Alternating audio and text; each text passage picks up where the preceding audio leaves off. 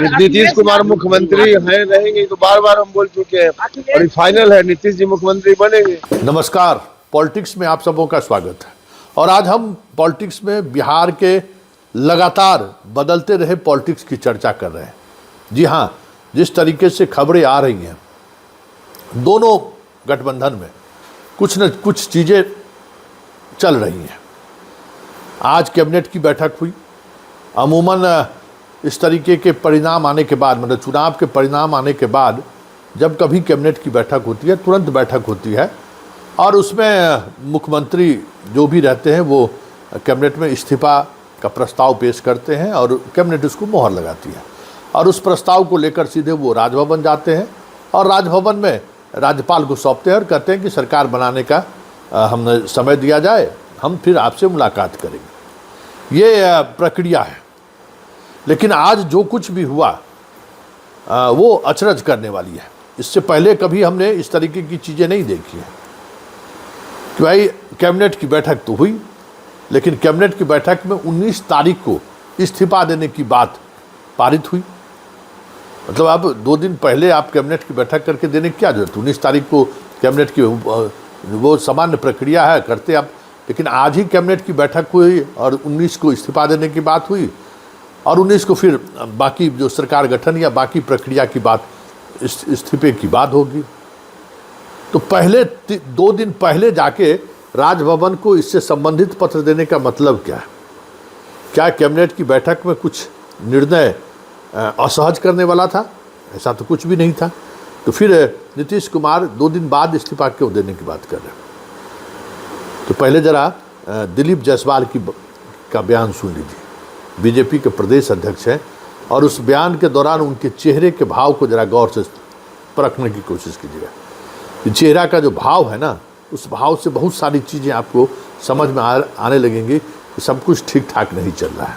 तो क्या ठीक ठाक नहीं है, उस पर चर्चा करने से पहले हम बात करते हैं क्या कह रहे हैं दिलीप जायसवाल।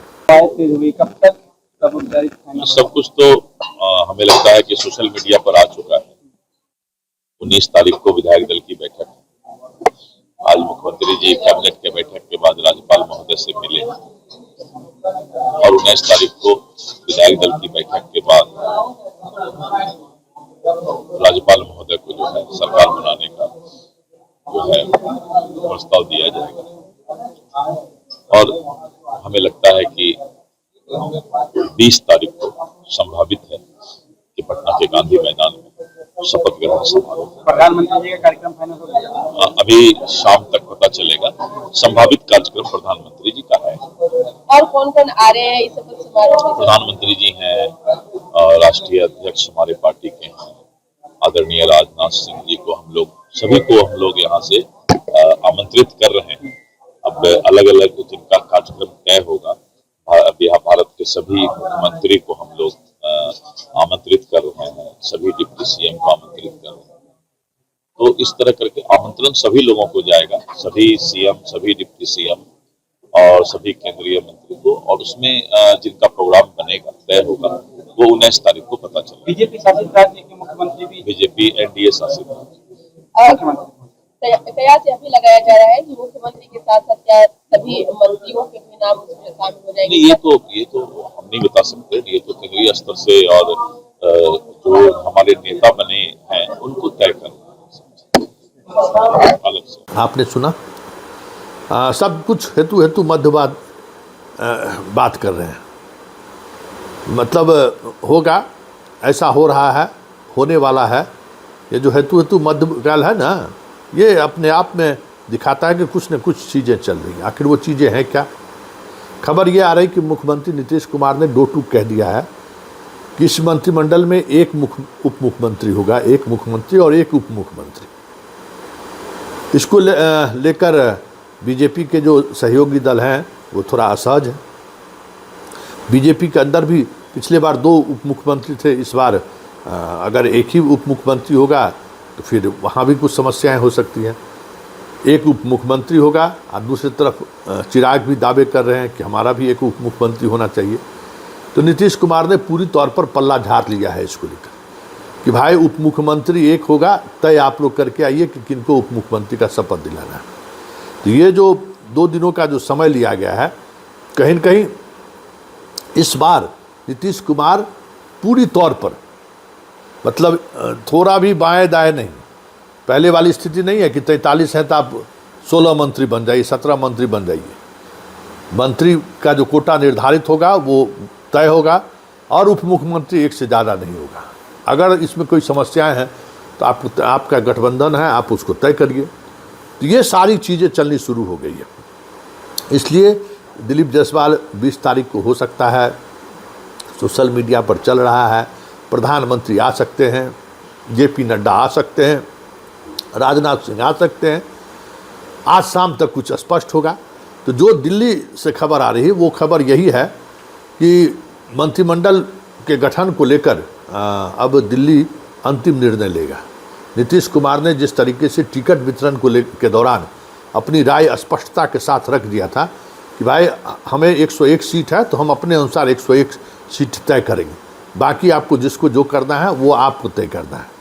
तो लगता है इस बार मंत्रिमंडल विस्तार को लेकर नहीं, मंत्रिमंडल गठन को लेकर जो कुछ भी निर्णय होगा उस निर्णय से पहले नीतीश कुमार ने कुछ बातें अपनी उन्होंने शर्त रख दी है। इस बार जो भी होगा शर्त के अनुसार होगा।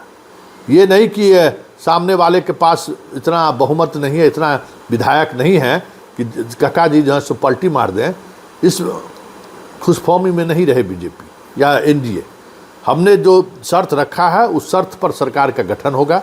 24 घंटे का समय आप लीजिए, उस पर मनन कीजिए, मंथन कीजिए। उप मुख्यमंत्री होगा तो सिर्फ एक ही होगा। अब इस पर बीजेपी किस तरीके से तैयार होती है, चिराग पासवान को वो कैसे बनाते हैं, मांझी को कौन सा मंत्रालय चाहिए,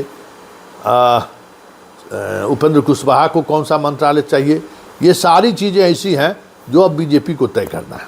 नीतीश कुमार ने हाथ खड़ा कर दिया कि भाई हमारे और आपके बीच जो मंत्रालय है उस मंत्रालय को लेकर चर्चा कर लीजिए। वो मंत्रालय की जिम्मेवारी मेरी रहेगी और आप उसके बाद अपने हिस्से के मंत्रालय में किसको क्या दीजिएगा वो आप तय कीजिए, वो हमारी जिम्मेवारी नहीं है।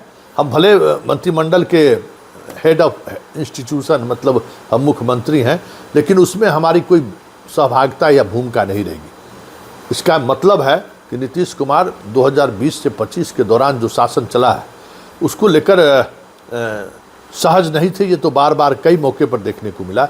इसलिए इस बार कोई असहजता को लेकर शपथ ग्रहण में वो नहीं जाएंगे। अब देखना दिलचस्प होगा कि विजय सिन्हा जाते हैं कि सम्राट चौधरी जाते हैं, कौन जाएंगे ये देखने वाली बात होगी। कौन रामकृपाल उप मुख्यमंत्री बनते हैं या क्या होगा, या रूढ़ी को दिल्ली से बुलाया जाता है। कई तरह की चर्चाएं हैं। मतलब उन तमाम चर्चाओं की वजह से ही कहीं न कहीं कैबिनेट की बैठक के बावजूद भी 48 घंटे तक के लिए इस्तीफा को टाल दिया गया है। अब सब कुछ 19 तारीख को होगा और 19 तारीख को सबों की नज़र 19 तारीख को है, लेकिन उससे पहले दिल्ली में गतिविधियां आज से तेज हो गई है। नीतीश कुमार के 2 टूक संदेशा के बाद अब बीजेपी उन चीज़ों पर मंथन करना शुरू कर दिया कि कैसे लोगों को मंत्री बनाया जाए। उप मुख्यमंत्री को लेकर जो नीतीश का ऑब्जर्वेशन है उस ऑब्जर्वेशन को लेकर क्या निर्णय लिया जाए, क्योंकि बीजेपी को एक उप मुख्यमंत्री बनाने का जो नीतीश का शर्त है उसमें पार्टी को किस तरीके से वो सबको साथ लेकर चलते हैं। वो मोदी वाले तो लीडरशिप तो है नहीं कि मोदी हैं तो उनकी बातों को सब लोग मानते थे। यहाँ तो वो सवाल ही नहीं है। न विजय सिन्हा की बात सम्राट चौधरी मानते हैं, न सम्राट चौधरी की बात विजय सिन्हा मानते हैं। तो ऐसी ही एक मैया ना 2 तलवार यहाँ हैं ही। बाकी लोग भी, कई लोगों की इस बार दावेदारी है। तो ये देखना दिलचस्प होगा कि नीतीश के इस फैसले के बाद केंद्र मतलब बीजेपी का केंद्रीय नेतृत्व इस मामले को किस तरीके से सुलझाती है वह देखना दिलचस्प होगा।